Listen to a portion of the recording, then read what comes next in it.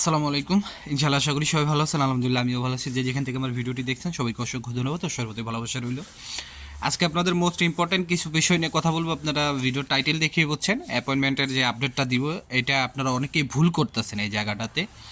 অনেকেই মানে এপ্রিল মাসের যে বিষয়টা ভাবতেছেন এখানে, তো এপ্রিল মাসের আগে যারা অ্যাপয়েন্টমেন্ট পেয়েছেন বা অ্যাপয়েন্টমেন্টের জন্য মেল করছেন তাদের কি হবে, কিছু ভিসার আপডেট দিব আজকে, কেমন আপডেট পেলো বা কেমন ভিসা পেলো। তো ইনশাআল্লাহ পুরো ভিডিওটা আজকে আপনাদের জন্য মোস্ট ইম্পর্ট্যান্ট। তো ইনশাআল্লাহ ভিডিওটা পুরোটা দেখার চেষ্টা করবেন ইনশাআল্লাহ।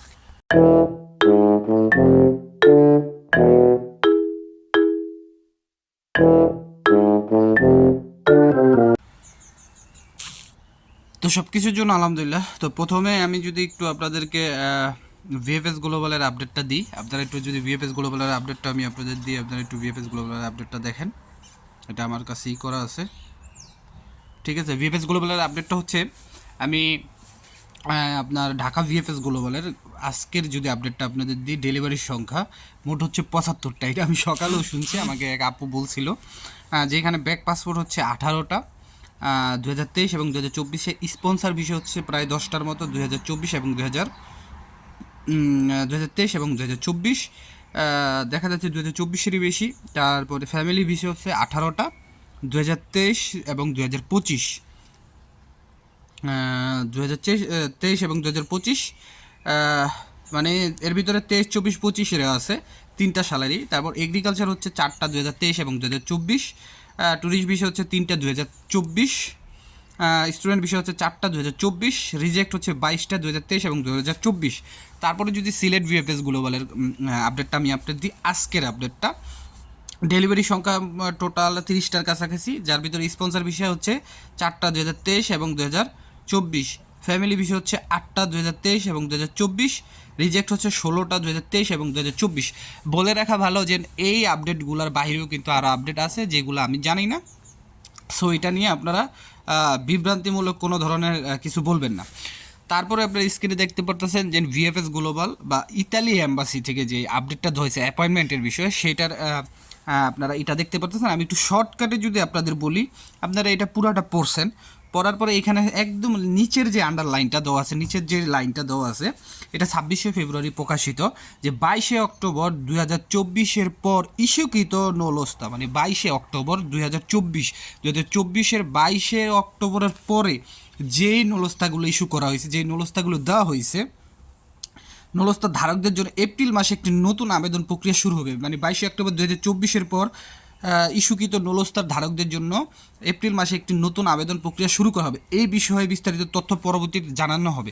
তার মানে হয়তোবা তারা খুব সামনেই, খুব তাড়াতাড়ি এইটার বিষয়ে একটা আপনাদের আপডেট জানানো হবে। এখন এই এই আপনার 22শে অক্টোবর 2024-এর পরে যারা নলস্তা পাইছেন শুধু কিন্তু তাদেরই আপনার এই এই পদ্ধতিতে আনা হবে। এখন আপনারা যারা পিছনে 2023-এ নলস্তা পাইছেন, 2024-এর অক্টোবরের 20 তারিখ বা 21 তারিখ পর্যন্ত তাদের নলস্তা ইস্যু করা হয়েছে, তাদের কিভাবে আপনার অ্যাপয়েন্টমেন্ট দিব, তাদের ওই কিন্তু এখন ওই সিস্টেমে, ওই চলমান সিস্টেমে রয়েছে। কিন্তু সেইখানেও কিন্তু একটা কথা তারা বইলা দিছে যে ইতিমধ্যে এই প্রক্রিয়া, মানে যেই প্রক্রিয়াটা আপনার ইমেলের মাধ্যমে, যে প্রক্রিয়াটা, সেই প্রক্রিয়ার মাধ্যমে কয়েক শত নলস্তা ধারকের সাথে যোগাযোগ করে তাদেরকে আবেদনপত্র জমা দেওয়ার জন্য আহ্বান করা হয়েছে। এই সরাসরি যোগাযোগ ব্যবস্থা ব্যতীত ঢাকাতে কর্ম ভিসা আবেদন প্রক্রিয়া আপাতত স্থগিত থাকবে। আপাতত আপনার কাজের বিষয়ে এই প্রক্রিয়া স্থগিত থাকবে। আগ্রহী ব্যক্তিবর্গকে কর্ম ভিসা আবেদন পুনরায় চালুর বিষয়ে দূতাবাসে যোগাযোগ করা থেকে বিরত থাকার জন্য এবং দূতাবাসে সরাসরি যোগাযোগের জন্য ধৈর্য ধরে অপেক্ষা করার জন্য বিশেষভাবে অনুরোধ করা হচ্ছে। মানে আপনারা আর তাদেরকে জ্বালায়েন না, তারা বিরক্ত হয়ে গেছে। ভিএফএস গ্লোবালের যখন আপনারা মনে করেন যে খোঁচা মারেন, তারা আবার ইতালি এম্বাসিতে খোঁচা মারে, যেটা একদমই বিরক্ত। এই জন্য তারা এই নোটিশটা দিছে। তার মানে বলা যায় যে 2024-এর 22শে অক্টোবরের পরে যাদের নলস্তা উঠতেছে, ইভেন এই যে যারা ফ্লুসিতে আবেদন করছেন, আপনাদেরও হয়তোবা এই সিস্টেমটা থাকবে না।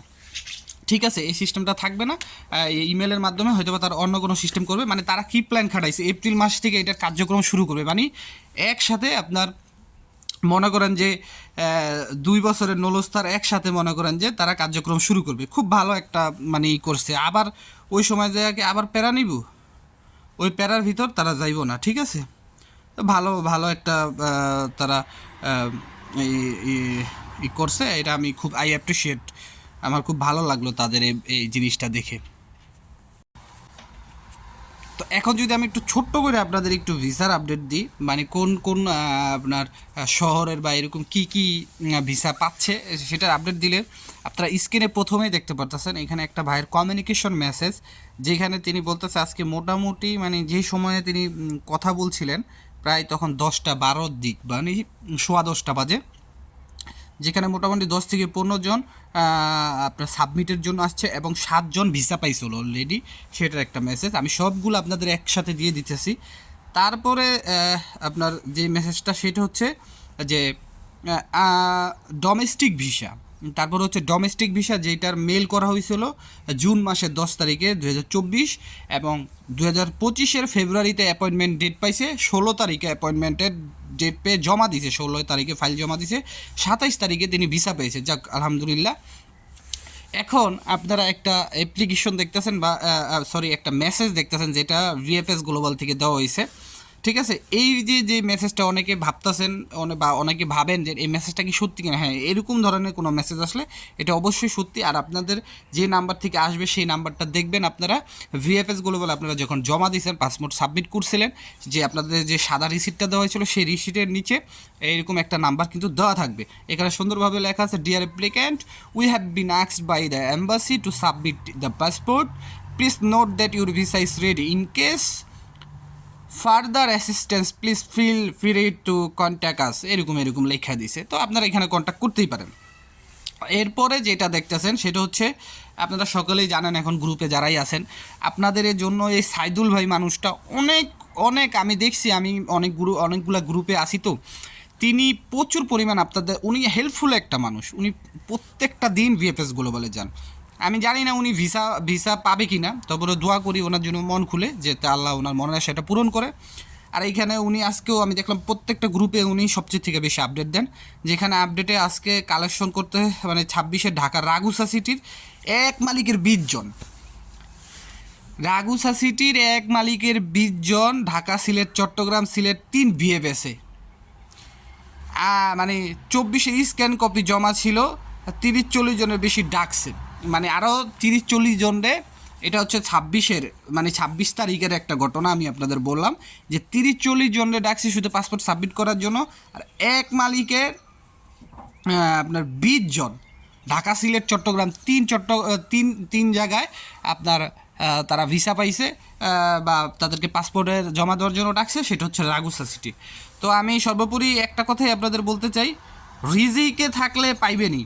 আর সম্পূর্ণ যেটা সমস্ত ইউটিউবার সমস্ত মানুষ আপনাদেরকে বলে আসছে যে আপনার ভিসা তখনই আপনি পাবেন যখন আপনার নুলস্তা ঠিক থাকবে, যখন আপনার মালিক ঠিক থাকবে, ইভেন সব কিছু একদম ঠিক থাকবে, তখনই আপনি পাবেন, এছাড়া কিন্তু আপনার কোনো গতি নেই। আশা করি বুঝতে পারছেন। তো সবার জন্য দোয়া রইল, সবার জন্য দোয়া করবেন, সবাই ভালো থাকবেন। আর সামনে মাহে রমজান, ইনশাআল্লাহ আমরা চেষ্টা করব যে আমাদের যে পাশের যে ভাই বোনরা আছে গরিব দুঃখী তাদেরকে আমরা হেল্প করার। তো সবাই ভালো থাকবেন, আসসালামু আলাইকুম, আল্লাহ হাফেজ।